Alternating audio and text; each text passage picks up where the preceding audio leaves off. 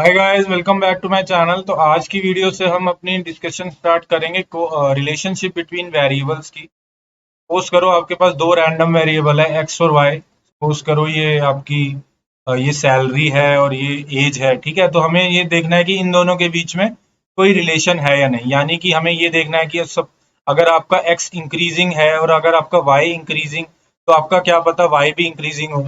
या हमें ये चेक करना है कि अगर आपका एक्स डिक्रीजिंग है तो वाई वाई भी डिक्रीजिंग हो, इस तरीके का रिलेशनशिप। या बेसिकली अगर एक्स इंक्रीजिंग है तो वाई डिक्रीजिंग है, इस तरीके का रिलेशनशिप हमें चेक करना है। ठीक है, तो बेसिकली आप ये समझ सकते हो कि आपके पास अगर कोई डेटा सेट है, आपके पास ये फीचर वन है, तो आप ये चेक करना चाहते हो कि आपका ये जो फीचर वन है इसका आपके जो आउटपुट वेरिएबल है इसके साथ कोई रिलेशनशिप है या नहीं।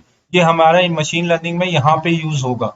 ठीक है, कि आपको चेक करना है कि ये फीचर वन आपके फीचर टू से कोई रिलेशन है या नहीं, या ये फीचर वन का रिलेशनशिप आपके आउटपुट वेरिएबल वाई के साथ है या नहीं। तो इस टाइप का बेसिकली रिलेशन चेक करना ना, रिलेशन का मतलब ही ये है कि आप ये चेक करना चाहते हो कि अगर आपका एक्स इंक्रीजिंग है तो उसका वाई का क्या इफेक्ट है, क्या वाई इंक्रीजिंग है या वाई डिक्रीजिंग है, या कोई भी इफेक्ट नहीं है, या कोई भी इफेक्ट नहीं है। इस टाइप की चीजें आप चेक करना चाहते हो। तो ये कैसे चेक हो सकती है? तो ये ना दो तीन तरीकों से चेक हो सकती है। सबसे पहला तरीका है कोवेरियंस।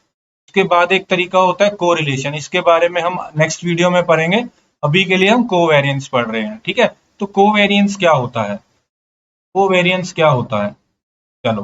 कोवेरियंस हमें अगर फॉर्मूला देखा जाए तो covariance of a two random variable X और वाई, तो इसका फॉर्मूला बहुत सिंपल सा होता है। वो है one by n summation i equal to one to n X i minus mu of X Y i minus mu of Y. ठीक है, तो अब यहाँ पे न्यू क्या है? सपोज करो ये एक्स रैंडम वेरिएबल है, इसकी कुछ वैल्यूज है आपके पास, एक्स वन एक्स टू ऐसे करते करते एन वैल्यूज है। इनका मीन आया आपका न्यू एक्स। ठीक है, आपका वाई वैल्यू है उसकी वाई वन, ये वैल्यूज हैं आपके पास। ऐसे सपोज करो ये भी एन ही वैल्यूज है, इसका मीन आया आपका न्यू वाई। तो बेसिकली आपका क्या कर रहे हो, ये क्या हो रहा है? बेसिकली दिस माइनस दिस होएगा, this minus this, sorry sorry sorry. Basically आप क्या कर रहे हो, बेसिकली आपने इसका न्यू एक्स निकाला, तो बेसिकली आपका X one minus mu X करोगे। ठीक है, इसको मल्टीप्लाई करोगे, फिर किससे करोगे? Y one minus mu Y से। समझ रहे हो? इसमें फिर क्या प्लस करोगे? X two minus mu mu Y, sorry mu X two Y two minus mu Y. Basically ये समीशन हो रहा है, ये समझ लो, ये समीशन हो रहा है। तो ये बहुत सिंपल सा फॉर्मूला है। फॉर्मूला देख के ही क्लियर हो जाएगा कि बेसिकली आपको इन सारी वैल्यूज को पहले अपने न्यू एक्स से माइनस करना है, और फिर इनको भी अपने न्यू वाई से माइनस करना है, फिर आपको मल्टीप्लाई भी करना है, और फिर लास्ट में समीशन भी ले लेना है। ठीक है, तो चलो, ये फॉर्मूला तो बहुत सिंपल सा है। अब एक बात बताओ, ये कोवेरियंस का जो फॉर्मूला है, सपोज करो ये वैल्यूज कुछ इस तरीके की है, वन वन आया, यहाँ थ्री आया, ये फाइव आया, इस तरीके की वैल्यू है। बेसिकली अगर यहाँ टू है, यहाँ फोर है, इस तरीके की वैल्यू है। ठीक है, तो बेसिकली मैं क्या करना चाह रहा हूँ, अगर सपोज करो मेरा न्यू एक्स मेरा 0.5 है और न्यू वाई मेरा वन है। ठीक है, तो बेसिकली मैं क्या करूंगा, मैं one minus 0.5 into two minus one plus three minus 0.5 into into four minus one, इस तरीके से मैं कर रहा हूँ ना, समझ गए? इंटू फोर माइनस वन, समझ रहे हो? इस तरीके से बेसिकली मैं सारी वैल्यूज ऐड करता रहूंगा, और उसके बाद वन बाय एन से डिवाइड करूंगा, तो मेरे को मेरा कोवेरियंस मिल जाएगा। चलो, ये तो मैंने आपको बताया कि कोवेरियंस कैसे मिलेगा। अब एक बात बताओ, तो अगर मैं इस फॉर्मूले में एक्स की जगह वाई की जगह एक्स सी डाल दूं, यानी कि कोवेरियंस एक्स का एक्स के साथ, तो वो क्या होगा? वो पता क्या होगा? यहाँ पे एक्स वाई की जगह एक्स ही डाल देना है हमें। तो बेसिकली ये हो जाएगा एक्स माइनस न्यू एक्स। यहाँ पे एक्स की वाई की जगह जब एक्स ही डाल दिया तो बेसिकली ये स्क्वायर हो गया। तो ये किसका फॉर्मूला है? अगर आप ये देखो तो ये बेसिकली वेरिएंस का फॉर्मूला है। समझ रहे हो? ये वेरिएंस का फॉर्मूला है, यानी कि covariance of X with x is basically variance of x. ये समझना बहुत जरूरी है। ठीक है, यानी कि covariance of X with x is basically variance of x. ठीक है, चलो, ये तो हम समझ गए कि कोवेरियंस एक्स का बेसिकली वेरिएंस ऑफ वेरिएंस होता है। ठीक है, चलो अब एक चीज बताओ, एक चीज बताओ, सपोज करो मैं कोवेरियंस निकालता हूँ, एक्स की वाई के साथ, और वो पॉजिटिव आती है। इसका मतलब क्या है? इसका मतलब पता है क्या है? इसका मतलब ये है कि मेरा अगर एक्स बढ़ रहा है ना, तो मेरा वाई भी बढ़ रहा है। बढ़ रहा है मतलब कि अगर सपोज करो मेरे एक्स के पॉइंट 1, 3, 5, 4, 11, 12, 15, 14, इस तरीके के बेसिकली आप ये सोच सकते हो ये इंक्रीजिंग कर्व होगा। तो मेरा y का भी इंक्रीजिंग कर्व ही है। y की मेरी वैल्यू सपोज करो 100, 120, 115, 150, 155, इस तरीके की ये भी वैल्यूज इंक्रीजिंग ही हैं। यानी कि ये दोनों इंक्रीजिंग है। यानी कि अगर जैसे जैसे मेरा x बढ़ रहा है वैसे वैसे मेरा y भी बढ़ रहा है। समझ रहे हो? तो बेसिकली अगर ऐसा केस होगा ना, तो बेसिकली आपका कोवेरियंस पॉजिटिव आएगा। या बेसिकली आप समझ लो ये भी हो सकता है कि आपका x घट रहा है तो y भी घट रहा है।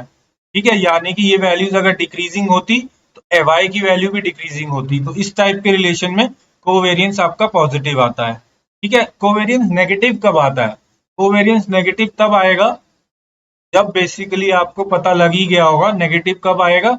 जब आपका x बढ़े लेकिन आपका y घटे। समझ रहे हो? तो सपोज करो आपकी वैल्यूज 135, ये x की वैल्यूज हैं, इस तरीके की वैल्यूज हैं, ये बढ़ती हुई वैल्यूज हैं, लेकिन आपकी y की वैल्यूज कुछ इस तरीके की हैं, 100, 90, 75, 70, 60, इस तरीके की वैल्यूज हैं, 65।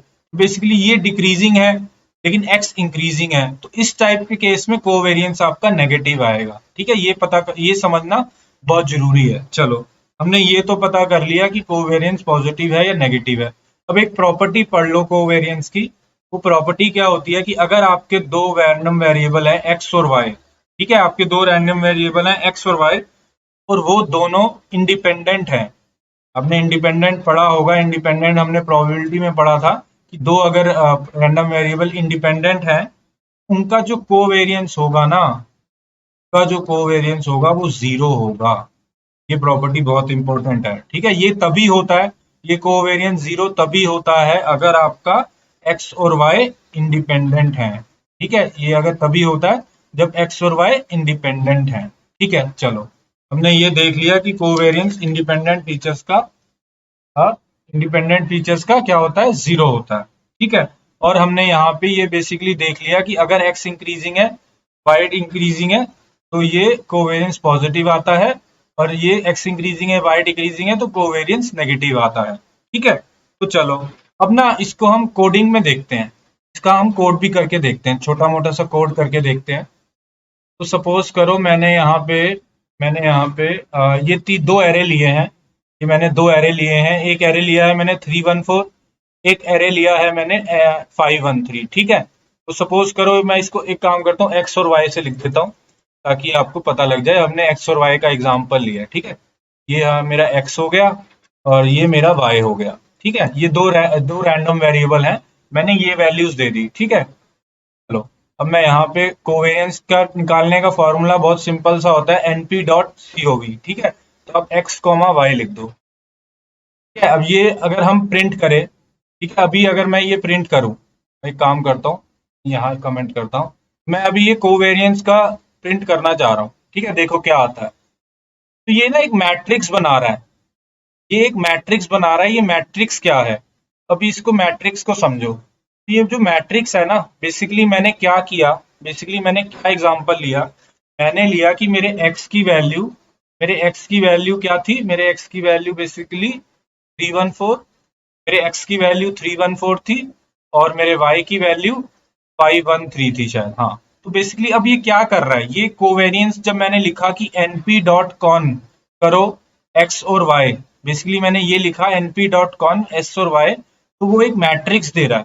तो वो मैट्रिक्स क्या है ये समझो। तो मैट्रिक्स पता है क्या है? मैट्रिक्स में बेसिकली चार एलिमेंट होंगे। ठीक है, पहला एलिमेंट क्या होगा और ये एलिमेंट क्या होंगे? तो बेसिकली ये समझो कि ये अगर मेरा x1 x है, ये मेरा y है, तो ये मेरा x है और ये मेरा y है। तो बेसिकली क्या हो रहा है कि ये जो वैल्यू होगी ना, जो पहली वैल्यू है, यानी कि अगर इस मैट्रिक्स को मैं ए मैट्रिक्स बोलूं, ठीक है, तो ए 0 0 क्या होगा? ये एलिमेंट होगा। तो बेसिकली ये क्या होगी? ये बेसिकली आपका covariance of X with X होगा। समझ रहे हो? ये आपका covariance of X with X है। ये क्या होगा? ये आपका covariance of X with Y है।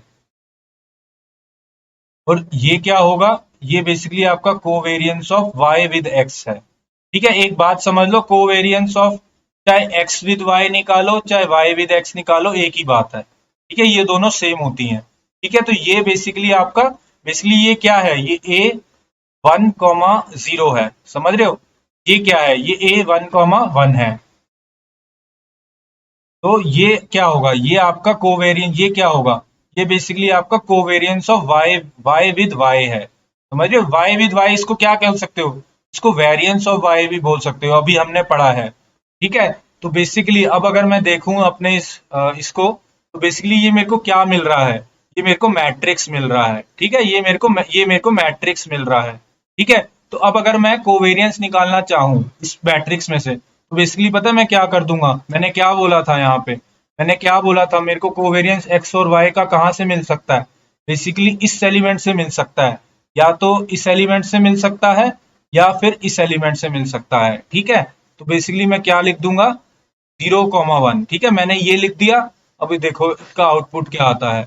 ये देखो मेरे को 2 वैल्यू मिल गई, कोवेरियंस मेरी 2 है। समझ गए? बहुत सिंपल सी चीज है गाइस। ठीक है, अब एक बात बताओ, ये तो मैंने ना दो एरे डिफाइंड करे, ये एक्स करा, ये वाई किया, और इनके बेसिकली मैंने फाइंड करने चाहे। ठीक है, इनके फाइंड करने चाहे। अगर मेरे पास कोई मैट्रिक्स हो, मेरे पास डेटा मैट्रिक्स में हो, समझ रहे हो, ये एक्स हो ये वाई हो, इस तरीके का मैट्रिक्स हो, और मैं मैट्रिक्स पास कर सकता हूँ np.con में? यस, मैं मैट्रिक्स पास कर दूंगा डायरेक्ट, इस मैट्रिक्स को, पूरे मैट्रिक्स को पास कर दूंगा। यानी कि मैंने पता है क्या किया? ये जो दो एरे थे ना, ये जो दो एक्स और वाई, मैंने इनको क्या किया? ये जो वाई है, देखो मैंने इस वाई को बेसिकली यहाँ पे बना दिया, कॉमा डाल के ये कर दिया। ठीक है, वाई को ऐसे कर दिया, और मैंने ये इसको 2D मैट्रिक्स बना दिया। तो अब ये 2D मैट्रिक्स बन गया। ठीक है, अब मैं वाई हटा रहा हूँ। अब बेसिकली मैं वाई हटा रहा हूँ। अब मैं देख खाली एक्स पास कर रहा हूँ, अब मैं खाली एक्स पास कर रहा हूँ। ठीक है, अब देखते हैं क्या आउटपुट आता है। अब देखते हैं, पहले मैट्रिक्स को देखते हैं खाली। ये देखो, ये देखो, अभी भी आपको सेम ही मैट्रिक्स मिला है। यानी कि हम मैट्रिक्स भी पास कर सकते हैं इसके अंदर। ठीक है, तो अब बेसिकली ये बेसिकली क्या दे रहा है? ये उसी तरीके का मैट्रिक्स दे रहा है। आपको कोवेरियंस इस पहले वाले और दूसरे वाले में फाइंड करनी है, तो आप ये लिख दोगे। समझ गए? आपने यही लिख दिया, 2 लिख दिया, आपको कोवेरियंस मिल गई। अब मैं बोलूं आपको वेरिएंस फाइंड करनी है, तो वेरिएंस आपको एक्स की फाइंड करनी है। वेरिएंस यानी कि आपको पहली वाली वैल्यू फाइंड करनी है, तो मैं 0,0 लिख दूंगा, वो वेरिएंस मिलेगी मेरे को। समझ रहे हो? ये मेरे को वेरिएंस मिल गई 2.333। समझ गए? इस तरीके से समझना है। ठीक है, चलो अब एक बात बताओ, ये तो मैंने आपको बता दिया। ये जो इस एग्जांपल देखो, यहाँ पे जो एक्स की वैल्यूज है ना, ये इंक्रीजिंग वैल्यूज हैं। यानी कि ये 2, 4, 6, 7, 5, 8 ये इंक्रीजिंग है। और y की वैल्यूज देखो, ये y की वैल्यूज डिक्रीजिंग है। 7, 2, 8, 6, 2, 3, 4 ये ऑलमोस्ट डिक्रीजिंग है, ये ऑलमोस्ट इंक्रीजिंग है। तो हमारा जो कोवेरियंस आना चाहिए वो क्या आना चाहिए? वो नेगेटिव आना चाहिए। तो अगर हम इसको रन करें, ये देखो हमारा, मैं एक काम करता हूँ, मैं इस कोवेरियंस मैट्रिक्स को प्रिंट करता हूँ। ठीक है, मैं इस कोवेरियंस मैट्रिक्स को प्रिंट करता हूँ। देखो एक सेकेंड में मैं इनको कमेंट आउट कर देता हूँ।